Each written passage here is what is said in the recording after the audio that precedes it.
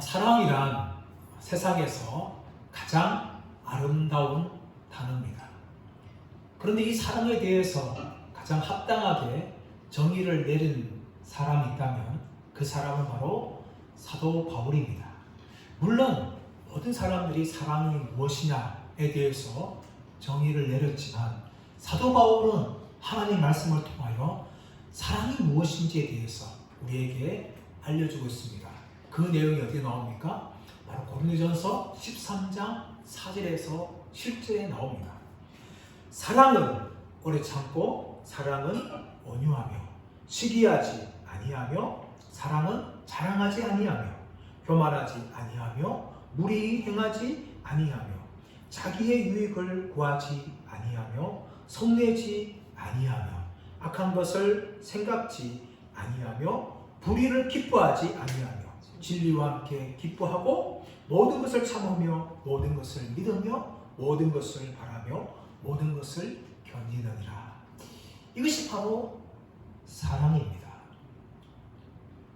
그런데 사람들은 사도 바울이 말하고 있는 사랑을 행하며 살아가지 못합니다.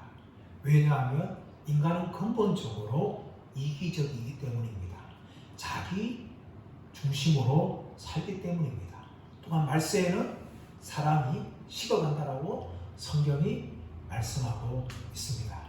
하지만 예수를 믿어서 거듭난 백성들은 이 사랑을 경험한 사람입니다. 그리고 이 사랑을 행하면서 살아갈 수 있는 사람입니다. 먼저 예수 믿는 사람들은 하나님의 사랑을 우리는 경험하였습니다. 죄인인 우리들을 위하여서 독생자 예수 그리스도를 십자가에 죽이시는 그 하나님의 사랑을 우리가 경험한 사람입니다. 그래서 우리는 모든 죄가 용서받게 되어지고 하나님의 이 자녀가 되었습니다. 이 사랑을 입었기 때문에 우리는 하나님을 사랑할 뿐만 아니라 우리 자신들을 새롭게 발견하고 우리 자신들을 진정으로 사랑하는 사람들이 되어지는 겁니다. 우리가 하나님의 형상으로 지음받은 존재며 우리 안에는 성령이 내주하고 계시고 함께 하실 뿐만 아니라 우리 인생을 향한 하나님의 계획과 목적이 있다는 것을 발견하면서 진정으로 우리 자신들을 사랑하게 되어지는 겁니다. 그런데 그 사랑은요, 우리 자신에게만 머무는 것이 아니라 나 아닌 다른 사람들을 향하여서 그 사랑이 옮겨가게 되는 것입니다. 왜냐하면 예수 믿는 사람들은 모두 다 영적인 가족입니다. 육신의 부모의 피를 나눈 사람들 향하여 우리는 가족이라고 말합니다. 부모의 피를 함께 나눴기 때문에 가족이죠. 그런데 예수 믿는 사람들은 육신의 부모의 피와 비교할 수 없는 바로 예수 그리스도의 피로 말미암아 하나 되었습니다. 그러므로 예수 믿는 사람들은 바로 영적인 가족이에요. 육신의 가족과 비교할 수 없는 영적인 가족이기 때문에 나 아닌 다른 성도들 향하여 사랑하게 되는 것입니다. 사도 바울은 오늘 본문을 통하여서 성도들 향한 사랑에 대해서 말하고 있습니다. 9절부터 21절까지 보면 사실 성도들과 불신자들에 대한 사랑을 말합니다. 나 자신이 아니라 성도들을 사랑해야 되며 더 나아가서 불신자에 대해서 사랑해야 된다. 사도 바울이 말하면서 오늘 본문에서는 성도들을 어떻게 사랑해야 되는지 사도 바울이 우리에게 말하고 있습니다. 사도 바울은 우리에게 어떻게 사랑하라고 말하기 전에 사랑의 본질에 대해서 먼저 말하고 있습니다. 9절 말씀 볼까요? 9절 말씀 시작. 사랑에는 거짓이 없나니 악을 미워하고 선에 속하라. 사랑에는 거짓이 없나니 악을 미워하고 선에 속하라. 여러분, 사랑의 본질을 아는 것이 왜 중요할까요? 그 이유는 무엇인가 하면 예수 믿는 우리들만 사랑하는 것이 아니라 세상 사람들도 사랑하는 거죠. 육신의 가족을 향하여서 친구를 향하여서 사람들을 사랑합니다. 아무리 약한 사람들이라도 사랑하는 사람들이 있습니다. 심지어 조폭들도 그 가족들은 정말 뜨겁게 사랑합니다. 이것이 세상의 사랑이에요. 그러므로 사랑이 무엇인지, 성경이 말하고 있는 사랑이 무엇인지 우리는 온전히 알아야지만 성경이 가르치는 이런 사랑을 우리가 할 수 있습니다. 그리고 사도 바울은 사랑의 본질이 무엇인지를 말하고 있는데, 사랑에는 거짓이 없다. 이 사랑의 단어를 말할 때 아가페라는 단어를 사용합니다.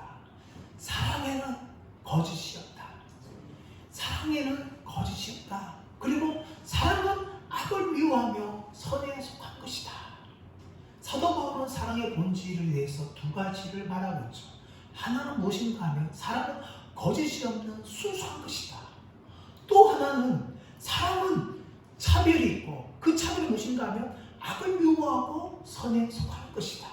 이렇게 사도 바울이 이 사랑의 본질에 대해서 말합니다. 사랑에는 거짓이 없다. 이 거짓이 없다 라는 이 헬라 단어는 아니포 크리스토라는 단어입니다. 이 단어가 어디 사용되는가 하면 뮤지컬 하다 보면, 연극을 하다 보면 사람들이 가면을 쓰고 나옵니다. 가면을 쓰고 나와서 자신이 쓴 그 가면의 인물을 연기를 하죠. 그럴 때 그 사람은요, 자신이 아닌 극중의 인물이 되는 거죠. 이것을 바로 거짓이 없다. 거짓이 없다는 것은 배우가 가면을 쓰고 연기하는 것이 아니라 실제적으로 가면을 벗는 것이다. 이것이 거짓이 없다는 거예요. 이 거짓이라는 단어에서 위선이라는 단어, 히포크리스토라는 단어 등장했는데, 이 단어가 바로 배우입니다. 배우는 자신을 연기하는 것이 아니라 자신이 아닌 다른 사람을 연기하는 거죠. 거짓된 연기를 하는 겁니다. 그것이 무엇인가 하면 바로 위선이다 라고 이야기하는데, 사랑은 무엇이 없는가 하면 위선이 없다는 거예요. 가면을 쓰지 않는다는 거예요. 그뿐만 아니라 이 거짓이 없다라는 단어가 영어로 뭔가 하면 신시어라는 단어인데, 이 신시어라는 단어는 라틴어 시네세라에서 온 단어예요.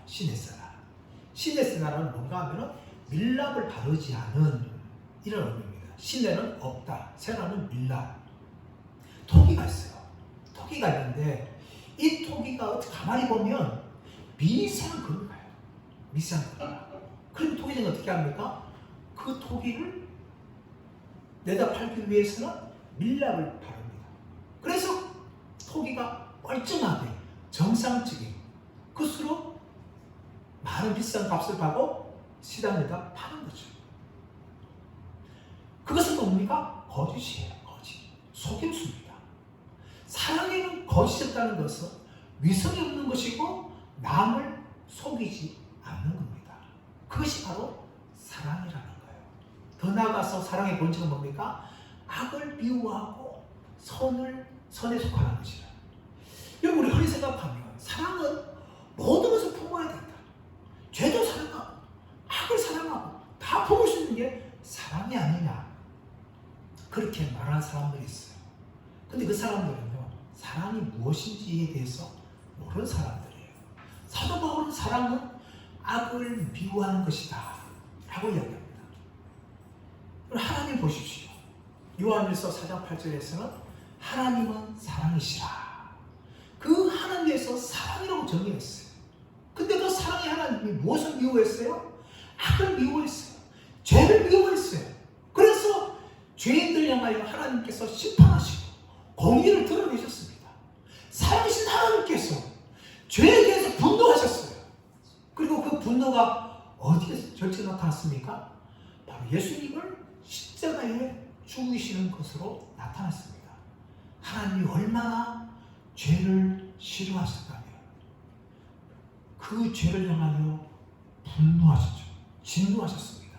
다만 우리 죄인들을 사랑하시기 때문에 우리 죄인들 향하여서 진노하신 것이 아니라 독생자 예수 그리스도를 향하여 진노하신 것이죠.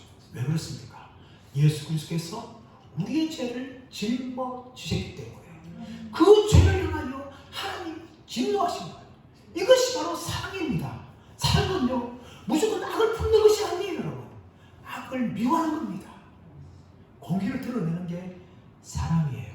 그러면서 선에 속하는 겁니다. 속한다는 것은 본드를 가지고 붙이는 게 속한다라는 의미입니다. 사랑은 전적으로 선에 속하고 악을 미워하는 것이 바로 사랑이다 라고 이야기합니다.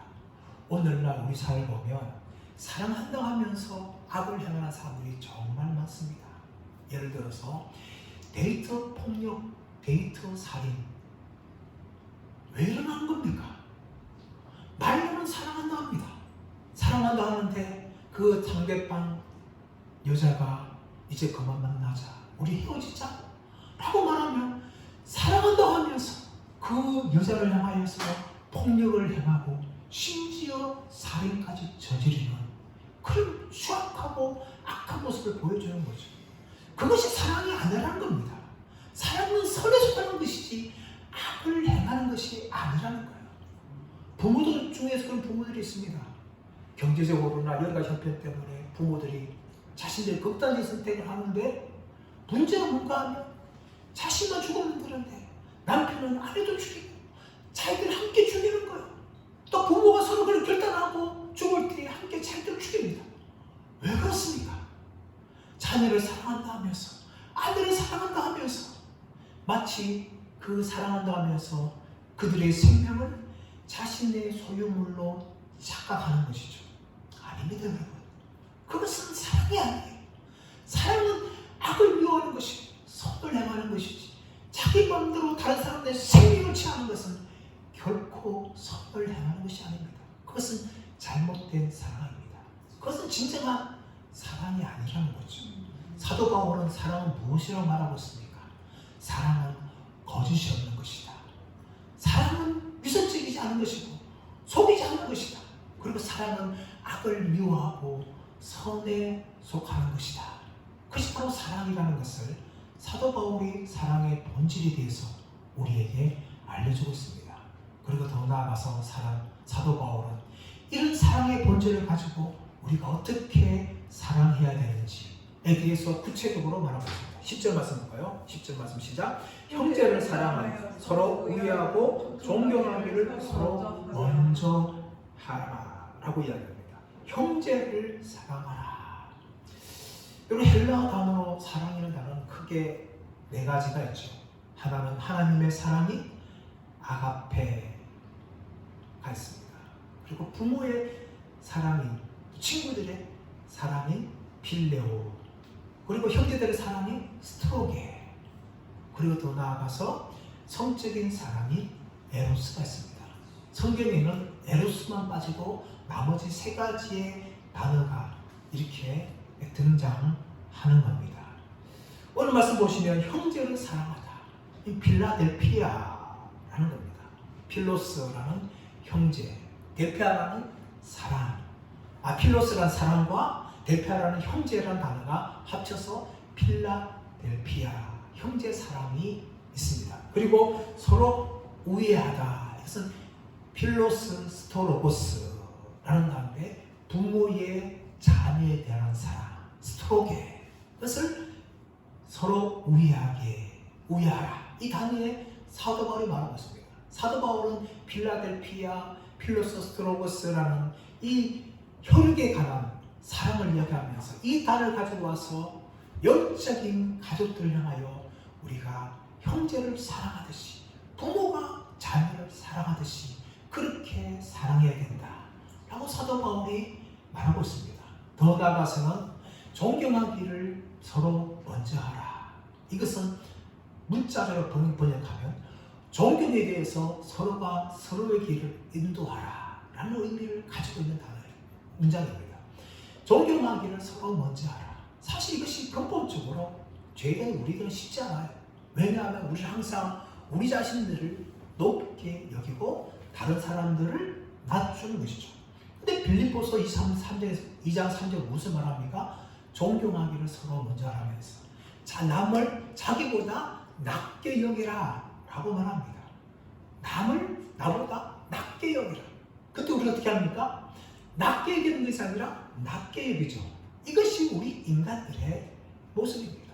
그러나 여러분, 우리가 정말 예수 안에서 우리의 죄인됨을 발견하기만 하면 우리는 남들이 나보다 존경할 대상이라는 것을 우리가 알 수 있어요.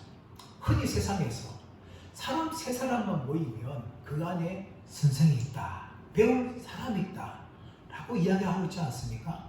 근데 여러분, 세 사람뿐만 아니라 나 아닌 다른 한 사람만 모여도 우리는 그 사람에게 배울 점이 있다.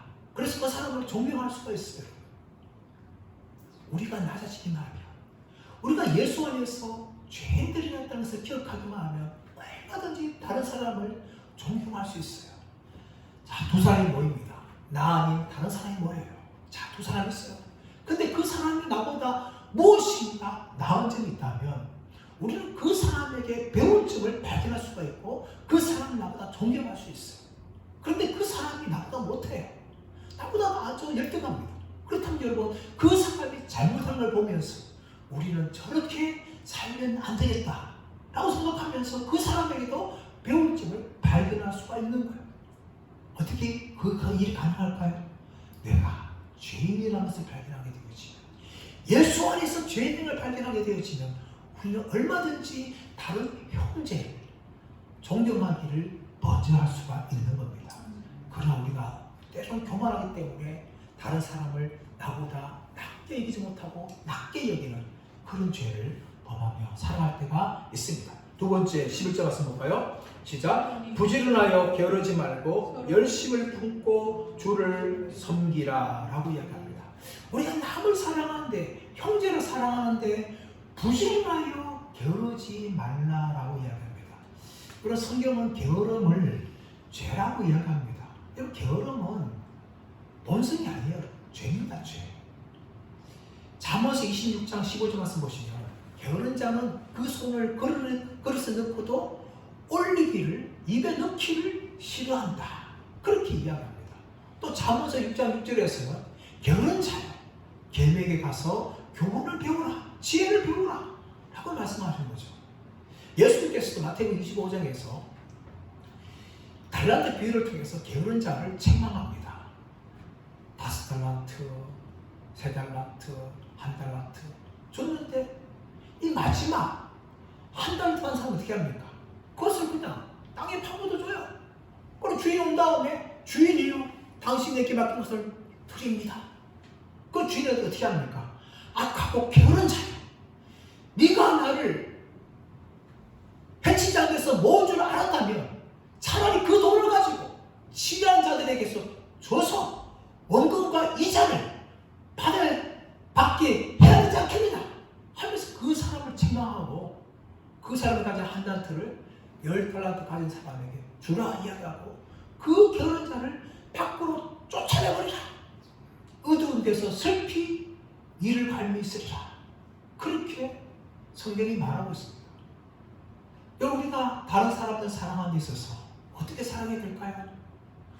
부지런하여 게으르지 말고 사랑해야 됩니다. 그리고 그 사람은요, 열심을 품어야 돼요. 열심을 품어야 됩니다. 여러분, 이 열심이라는 이 단어가 영어로는 두 가지예요. 하나는 이 열심, 열정이 패션이라는 단어가 있고, 하나는 인슈지애정이라는 단어가 있습니다. 이 인슈지애정은 열심, 열정 이런 의미를 가지고 있는데, 이 단어 안에 중간에 THUS라는 단어가 들어가요. 그것은 무엇을 말하고 있는가 하면 하나님을 말하는 단어입니다. 이 열심이라는 것은 무엇을 말하고 있어요? 그 안에 하나님을 향한 열정을 가지고 있는 사람, 뜨거움을 가지고 있는 사람이 바로 열심을 품는 사람이에요. 게으름이 왜 죄입니까? 그 안에 하나님이 없는 거예요. 그래서 죄인 거예요. 성경은 우리를 향하여서 형제를 사랑할 때에 열심을 품으라 이야기합니다. 그리고 열심을 품으면서 주를 섬기라. 여러분, 형제를 사랑하는 건요, 결국은 주님을 섬기는 거예요. 그래서 여러분, 사도 바울은 열심을 품고 형제들 향하여 주를 섬기라 라고 말하고 있는 겁니다. 근데 여러분, 이 형제 사랑은요, 우리가 주님을 사랑하는 증거임의 동시에 우리가 구원받은 사람이라는 것을 보여주고 있는 겁니다. 요한일서 3장 14절 말씀 보시면, 우리가 형제를 사랑함으로 사망에서 옮겨 생명으로 들어간 줄을 알거니와 형제를 사랑하지 아니하는 자는 어둠에 거하는 자다 라고 말하고 있습니다. 결국은 우리가 형제를 사랑하지 않는다는 것은 다른 것이 아니라 우리는 여전히 생명에 거하지 않고 어둠에 거한 자들이라는 것을 성경이 말하고 있어요.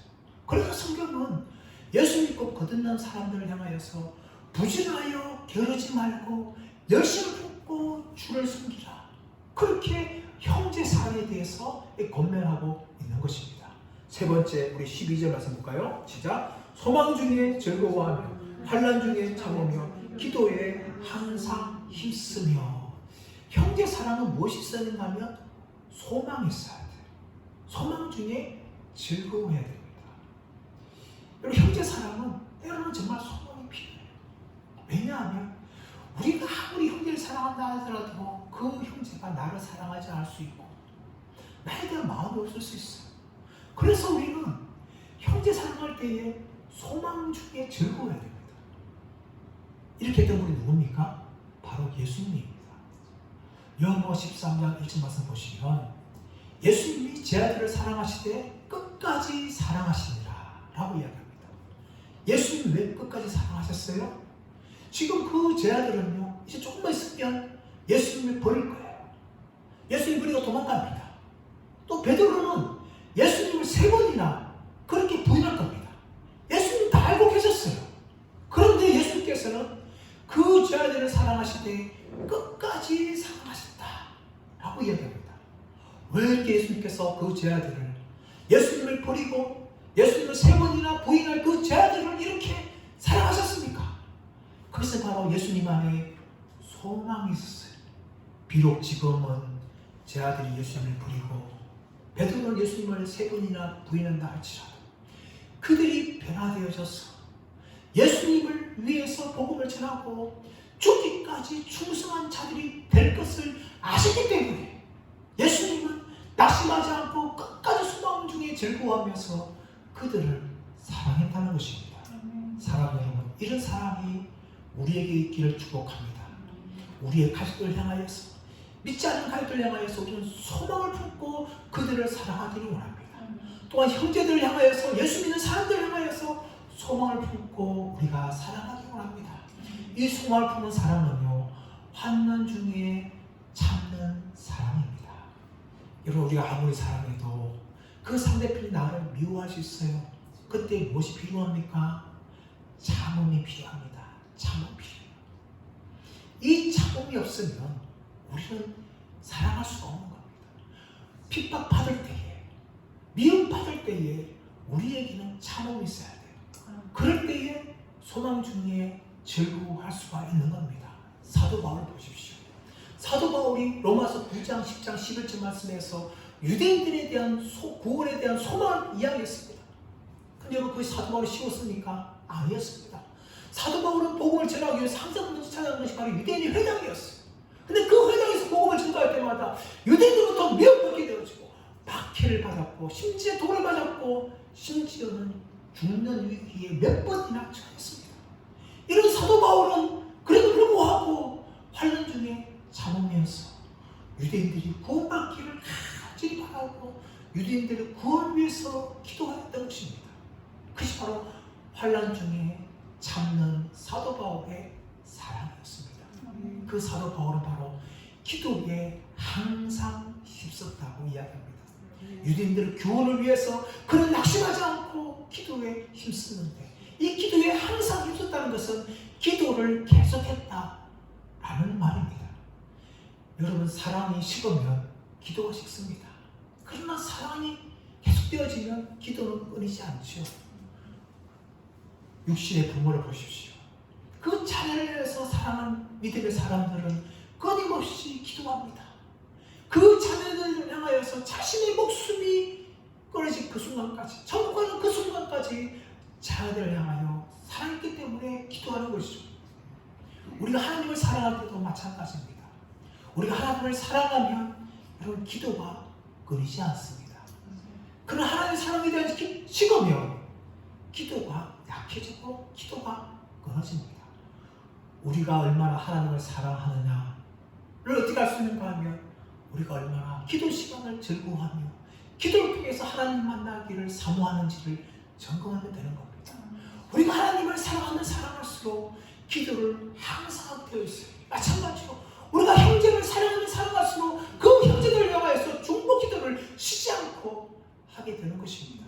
그리고 사도 바울은 기도를 항상 힘쓰라 그렇게 우리에게 말하고 있는 것입니다. 네 번째로 13절 말씀 보겠습니다. 시작. 성도들의 쓸 것을 공급하며 손 대접하기를 힘쓰라. 이 문장은 두 개가 아니에요. 성도들의 쓸 것을 공급하며 대접하기를 즐겨하라. 한 문장이에요. 여러분 사랑은 명사가 아닙니다. 제가 언젠가 적십사사에서 붙인 포스트를 봤어요. 그 포스트의 문구에 뭐가 있는가 하면 사랑은 동사다. 사랑은 명사가 아니라는 거예요. 사랑은 행동하는 거예요. 표현하지 않는 것은 사랑이 아니라는 것입니다. 흔히들 그를 강구하는 거죠. 그것이 바로 사랑이다. 저는 전적으로 그 문구에 동의합니다. 사랑은 동사입니다. 사랑은 내 것을 나눠주는 겁니다. 그것이 바로 사랑이에요. 오늘 13절 말씀에서 성도들 쓸 것을 공급하며 성도들이 필요한 것, 성도들이 부족한 것은 뭡니까? 내가 공급해 주는 것이 바로 사랑이라는 겁니다. 말로만 하는 것은 사랑이 아니에요. 초대교회 사랑이 어떤 사랑이었습니까? 말로만 그치는 사랑이 아니라 행동하는 사랑이었습니다. 초대교회 이 모습에 대해서 사도행전 2장 44절 47절 이렇게 말하고 있습니다. 믿는 사람이 다 함께 있어 모든 물건을 서로 통용하고 또 재산과 소유를 팔아 각 사람이 필요를 따라 나눠주며 날마다 마음을 같이하여 성전에 모이기를 힘쓰고 집에서 떡을 떼며 기쁨과 순전한 마음으로 음식을 먹었다라고 이야기합니다. 이것이 초대교회의 모습이에요. 누가 강요하지 않았는데 각자의 것을 가지고 와서 서로 음식을 나눠주고 서로의 물건을 통용하게 되어지는 것이 바로 이 초대교회의 모습이었습니다. 왜 그것이 가능했을까요? 사랑이기 때문입니다. 형제들을 사랑하기 때문에 자기의 물건을 아까워하지 않은 거예요. 다른 사람 필요한 것에 그것을 나눠주고 그것을 공급해 주었다는 것입니다. 그럼 이렇게 초대교회가 사랑할 때 초대교회 안에 어떤 일이 발생했을까요? 놀라운 부흥이 일어났습니다. 47절 말씀 보시면 하나님을 찬미하며 또 온 백성에게 칭송을 받으니 주께서 구원받는 사람을 날마다 더하게 하시니라. 교회 안에서 성도를 향하여서 서로의 필요한 것을 공급하며 나눠주고 채워주고 헌신해 줄 때에 주께서 날마다 사람을 더하셨다라고 이야기하고 있습니다. 오늘날 교회를 보십시오. 전도한다고 막대한 돈을 외부에 투자합니다.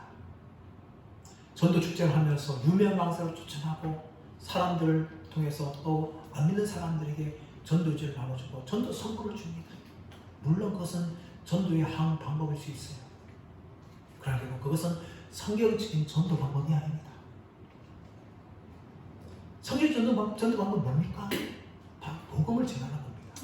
그리고 교회 안에서는 정말 서로를 향하여서 뜨겁게 사랑하는데 세상 그 어디에도 볼 수 없고 발견할 수 없는 그 사랑이 교회 안에 있을 때에 성령의 역사심을 통하여 교회에 그 사랑이 발급해서 사람들이 찾아오게 한다는 겁니다. 그것이 바로 초대교회에 일어났던 거예요. 오늘날 한국교회 이런 모습이 있다면 여러분 얼마든지 한국교회는 불신자들이 찾아온 교회가 될 겁니다. 그러나 오늘날 불신자들이 더 이상 한국교회를 찾아오지 않아요. 왜 그렇습니까?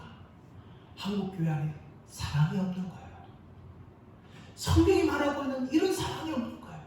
초대교회 안에 사랑이 없는 거예요.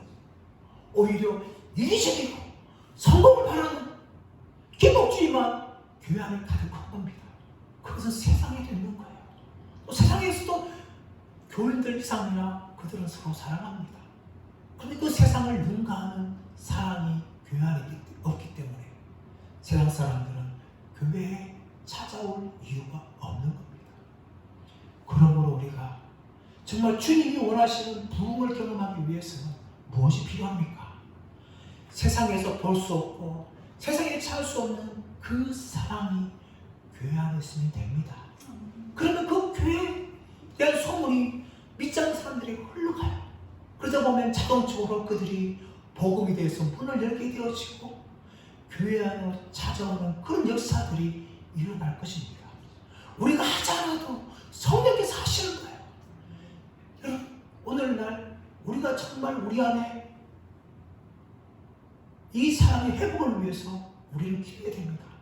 그리고 다른 사람들이 나에게 이런 사랑을 베풀어 달라 말하기 전에 내가 이 사랑을 행하는 사람이 되어야 되는 겁니다.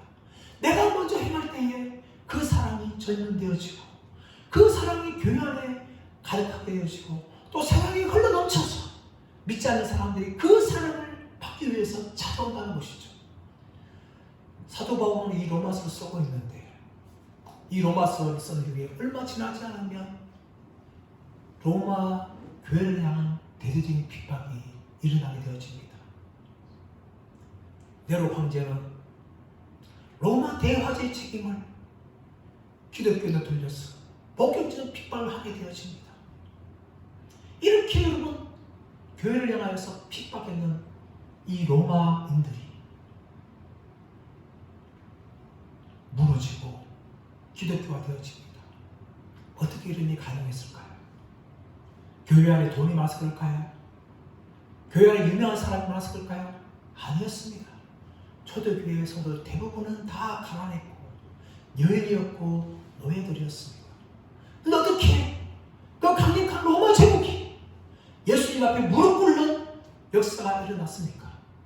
그 이유는 바로 교회 안에 세상에서 볼 수 없고 세상에서 살 수 없는 사랑이 있었기 때문입니다. 불신자의 로마인들은 우리가 볼 수 없는 사랑을 그들을 하고 있다. 그런데 그들은 그들만 사랑하는 것이 아니라 우리들을 향하여서 그 사랑을 나눠주고 흘려보내주고 있다 하면서 감탄하였습니다. 그리고 예수님 앞에 돌아오는 놀라운 일이 일어났습니다. 그리고 지금도 늦지 않았어요. 세상이 변화되어지고 세상이 예수님께 돌아오기 위해서는 교회 안에 이 초대교회의 사랑이 회복되어야 되는 것입니다. 이 회복을 위해서 다른 사람이 아니라 나부터 예수님의 사랑이 내 안에 충만해 가게 되어지고 이 충만히 흘러간 이 충만해진 사랑이 다른 사람들에게 베풀어주고 나눠줄 수 있는 통로로 내가 먼저 쓰임받기 원합니다. 그래서 이 사랑이 교회 안에 가득 채워져서 초대교회의 이 놀라운 사랑의 역사가 한국교회 가운데 전염되어지고 그로 인하여서 불신자들이 더해지는 이 놀라운 역사가 일어날 수 있도록 나 먼저 하나님의 사랑을 품는 사람들이 되어지기를 예수의 이름으로 축원합니다.